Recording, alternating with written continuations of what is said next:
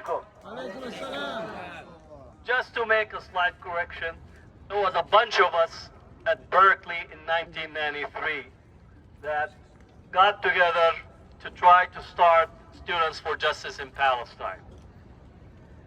And 1993 is very important as a year. This followed the successful end of the anti-apartheid movement. Many of us on campuses were active in trying to bring an end to the university complicity in investing in apartheid South Africa. Second, it was also at the end of U.S. invasion of Iraq, what was in 1991 called Desert Storm, and it had devastating consequences on the Palestinians. Palestinians in Iraq were pushed out. Palestinians in Kuwait were pushed out. Palestinians in different Gulf areas who have been there for 30 years or since 1948 were actually seen as disposable because Yasser Arafat at the time did not align completely and accept the United States intervention in what's called Arab conflict. It resulted in Palestinians not being able to come to the United States to study because their families who used to support Palestinians as foreign students working in the Gulf and working in other Arab countries, all of a sudden Palestinians were nowhere to be seen on college campuses in the United States.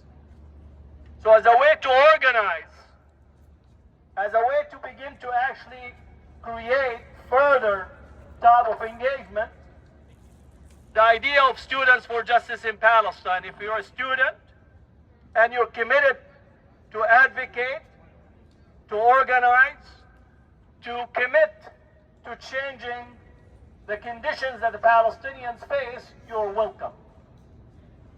Also, 1993 is the beginning of Oslo. An Oslo agreement, as we possibly have been living. When Oslo was signed, there were only about 145,000 settlers in the West Bank, and I'm saying only as if it's like something very little.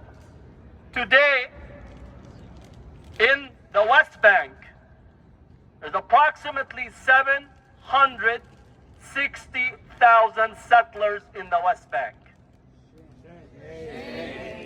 So you have these politicians, including some in high places and low places, every time you talk to them, they say, oh, we're committed for the two-state solution. And we say that while the Palestinians were trying to negotiate to order a pizza, Netanyahu and the settlers are devouring not only the pizza, but the flour, the cheese, the dressing, and everything relative to the pizza. And the Palestinians literally are left hungry and desiring to have a slice of the pizza that they're not going to see. So SJB is a very important development. It comes at a historical period, but continued really to expand at a time where no one wanted to actually organize for Palestine. Now we're talking about all of a sudden everybody wants to organize for Palestine.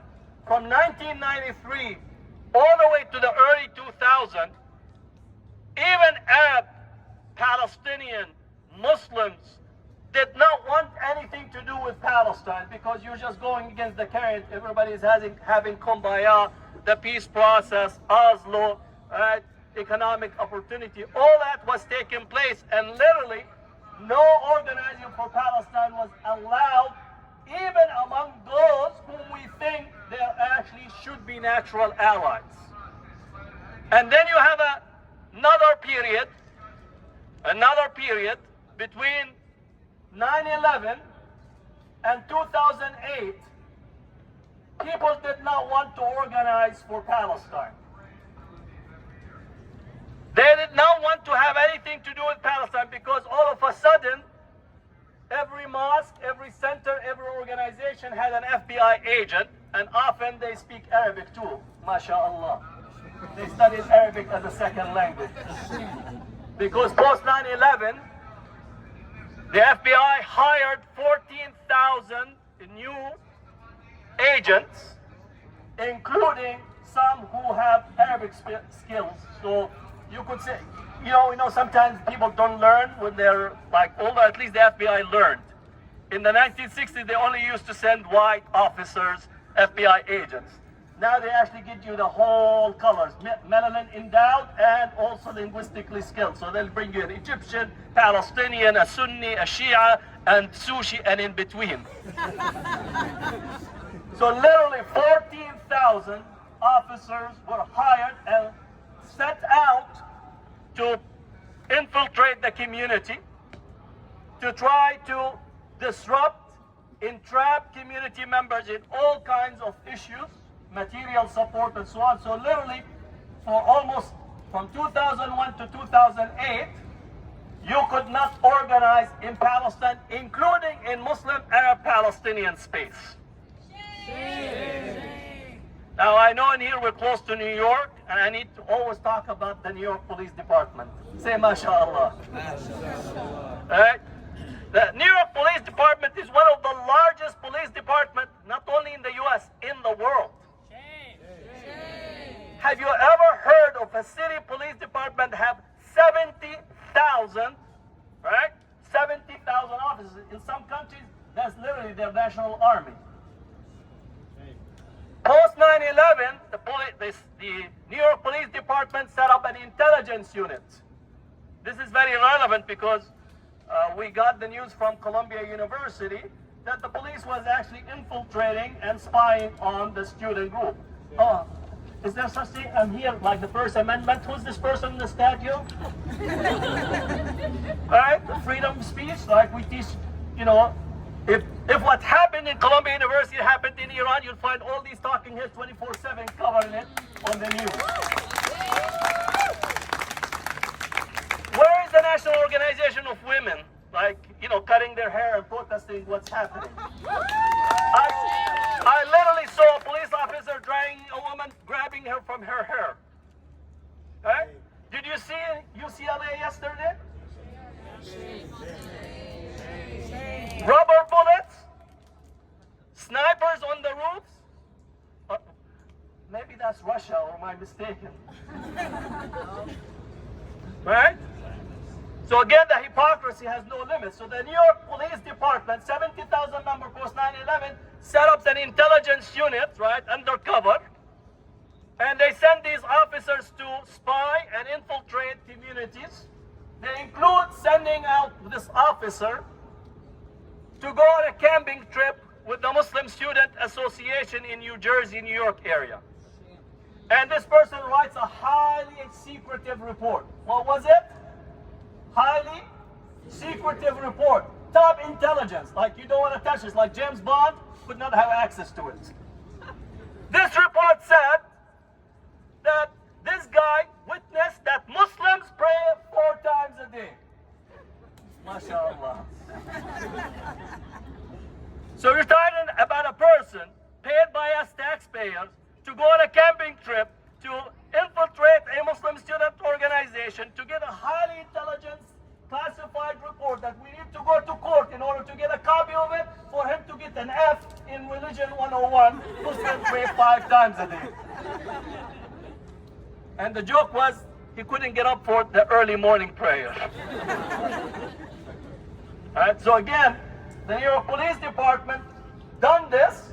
They also mapped out all of the cafes, all of the falafel places, all the hummus, all the places, chicken tikka masala, all the places. So next time, if you go to New York, don't consult Yelp, call the New York Police Department. Where is the good falafel place? And how many ratings do you have? They did this. We have the report. We have the information. We have the file. We went to court, right, in order to deal with them on this issue. And literally, what's called countering violent extremism, which is junk science, right, had being active on Palestine is a sign of being radical. That's why you're seeing the police acting as if literally they are discovering the mother lode of radicalization. Because they're all either been trained on junk science, and I'm sorry for science because I respect that, for actually associating junk with science in this case, but that's the only way to frame it. So junk science. And the second is many of our police departments have been sent to Israel for training. You know this organization is called the ADL? This is called the Anti-Defamation League. I usually call it Defamation League. I read the AL. The ADL has the police exchange program that takes local police officers and departments to be actually trained in Israel. They also nationally had what's called urban shield training. Local police department and bringing Shin Bet, bringing intelligence units from other countries to actually go and practice of how to counter extremism and how to prepare for supposedly terrorist attacks. In one of these trainings, I had some of my students volunteer because they have to play scenarios. They gave the volunteers Arabic words as they are pretending to be what you call hostages and so on, and literally to actually say Arabic words, which means structurally, epistemologically, that the structure of training on terrorism is literally defined around Arabness and Muslimness in relation to these programs. Right? So we say that Islamophobia, anti-Palestinian racism is baked into the policing and baked into our elite political systems. So it's very important to understand, because you talk to them, you think that they're actually being logical. Sometimes they invite you to have hummus and falafel again, right? This is like cultural diversity, right? They enjoy this. This is what you call symbolic inclusion. So I want you to understand diversity, equity, inclusion. They're so good at symbolic gestures. All right? Symbolic gestures. They just like go out to the fields with the cows with it. We don't want symbolic inclusion. We want substantive changes.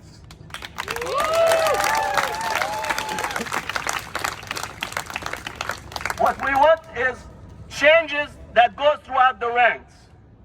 Now, I want you also to give you another trick. Most of the people that they hire in the diversity, equity, inclusion are people that are melanin endowed. Meaning they stick the person of color to be in the diversity, equity, inclusion, and they send them to talk to give the impression that look how diverse our campus is. Even at Berkeley, we allocated $1 million for diversity, equity, inclusion. Well, I took a loan to renovate the stadium for $335 million. At the time, I said, you know what? Why don't we actually get all of the students of color to lay down on the field? At least we'll have a diverse field for $335 million. The time I see a university allocate $335 million for diversity, equity, inclusion, and $1 million for athletics is the time I believe what you're saying and doing what you are saying specifically. I'm coming to you from Berkeley, which often says, oh, it's the greatest place on earth. No. We get $770 million from the Department of Defense. We make a lot of money from making and researching death machines. We make the best death machines in the world. Right? We run the 2 military labs, Los Alamos, right, and Livermore. Did anybody watch Oppenheimer? I Became Death? That's from Berkeley. Right? So often people confuse the political mobilization against the Vietnam War for free speech, against the nuclear arms and all that. They confuse this with Berkeley as an institution. The fact that we had a strong political movement is because of the constant opposition and literally suckling at the womb and the bosom of military-industrial complex, which we continue to do till today. We need to understand those relationships, right? And it's not disconnected from Palestine, because As the U.S. allocated $26 billion for Israel, that is recycled back to our military-industrial complex. It's recycled back to our endowments, recycled back into investments for every day. So while on the one hand we speak peace and we teach Shakespeare and Rumi, on the other hand we bomb people who teach Shakespeare and Rumi in other countries. So literally that's part of the structures of the universities that we need to always center and understand. Now I want to conclude with the following. I know that they try to make the student movement the problem. Right? They also try to say that there is agitators from outside. Now notice, when somebody is a big donor coming in, they don't consider him an agitator for military-industrial complex.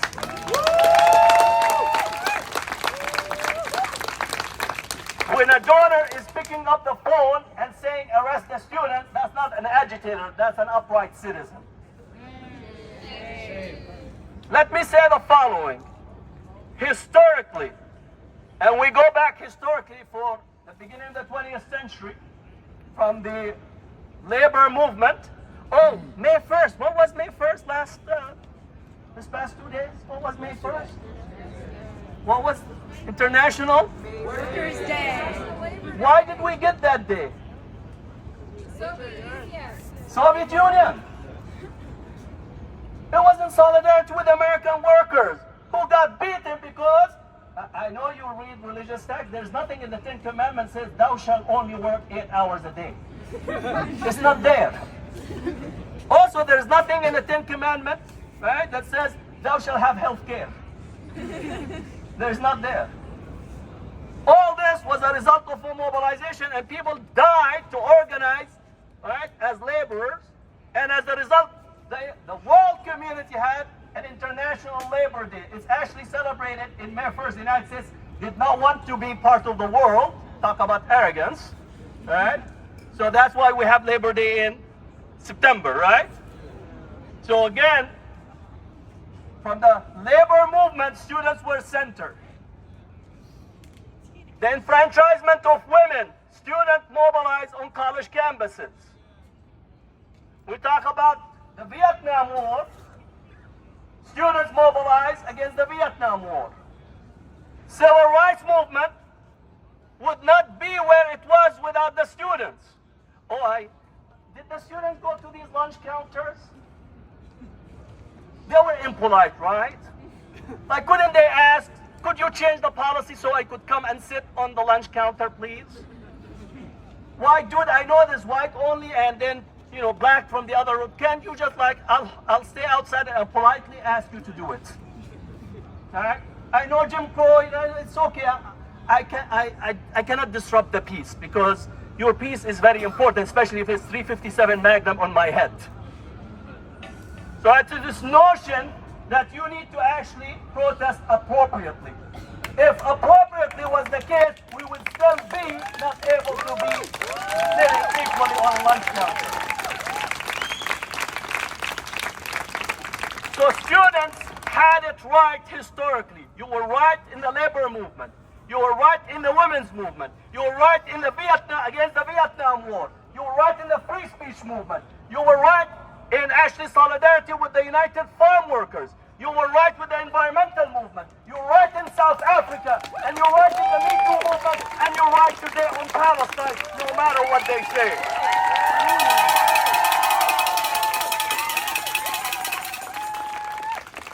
I know when you go up to these offices, the president and so on, and the important people, they all have a picture of Nelson Mandela, right?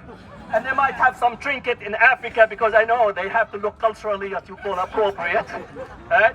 So the people that were actually opposing the students in the anti-apartheid movement, they are the ones that hold in the pictures. The time will come, your pictures will be on those walls. The time will come that you will change history.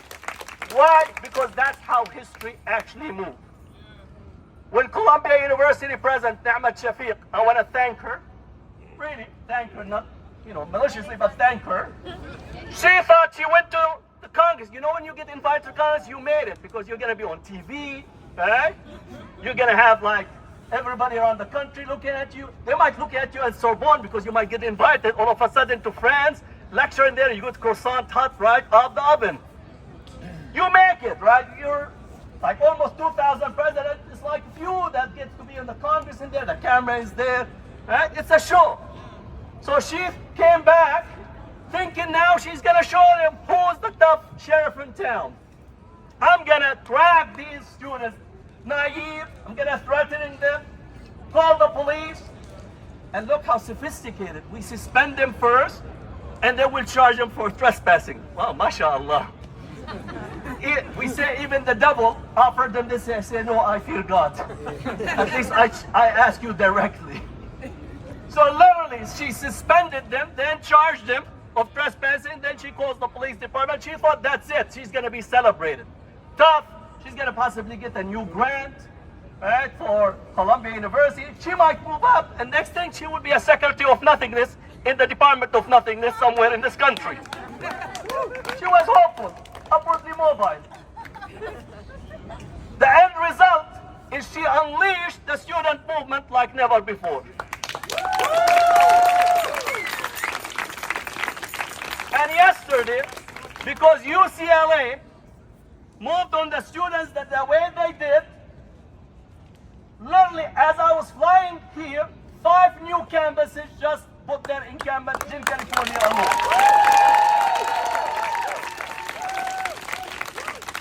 And I would say this will continue, and you will be victorious, and we will see a free Palestine in our timeline.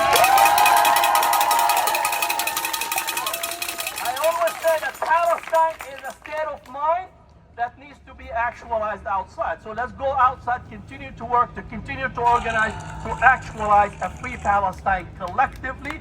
And this is a coalition like never before.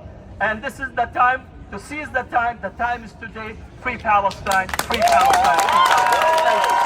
Thank you.